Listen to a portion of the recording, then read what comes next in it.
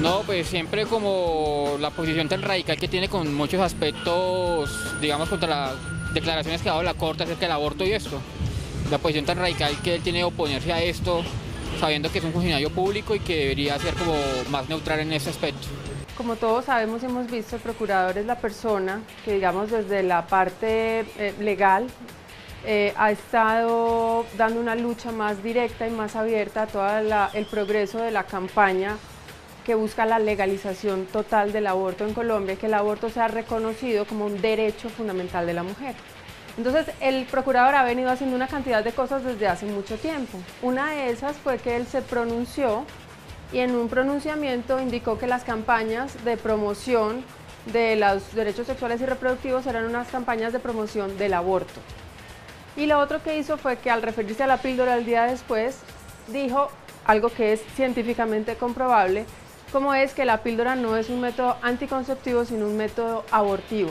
Entonces, como ahora se viene la reelección y vislumbran que se vienen pasos de animal grande, tienen que ver de algún modo cómo sacar a esa piedra tan estorbosa del zapato. Entonces, un grupo de mujeres lideradas por la misma persona que en el 2006 lideró la despenalización del aborto en Colombia, presentó una demanda frente a la Corte Constitucional. Entonces, con respecto a eso, y amparada por las firmas de 1.200 o 1.000 y tantas mujeres, presentaron esta petición a la Corte para que le exigiera al procurador que se retractara de lo dicho porque es un atropello contra la legislación colombiana.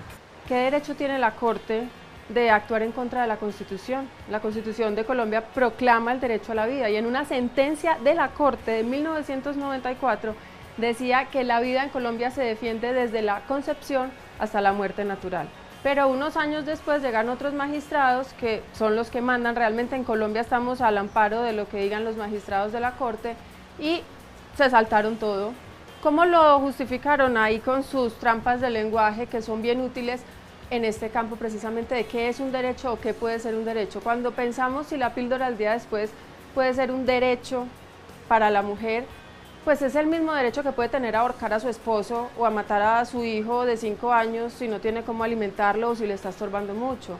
Además, por más que se intente decir que dignifica al ser humano, el aborto no dignifica al ser humano. El aborto lo que hace es ocasionar un daño al ser humano.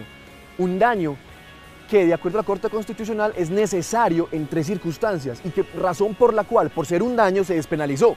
No es un derecho, porque implica la posible pérdida o la interrupción de un proceso de vida que se está gestando.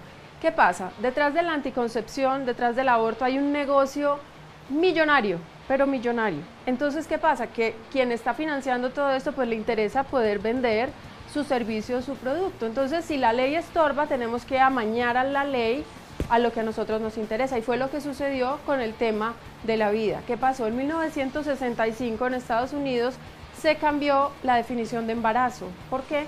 Porque necesitaban vender unos anticonceptivos que tenían un efecto abortivo. Entonces, para poder venderlos y que fuera legal, ¿qué hacemos?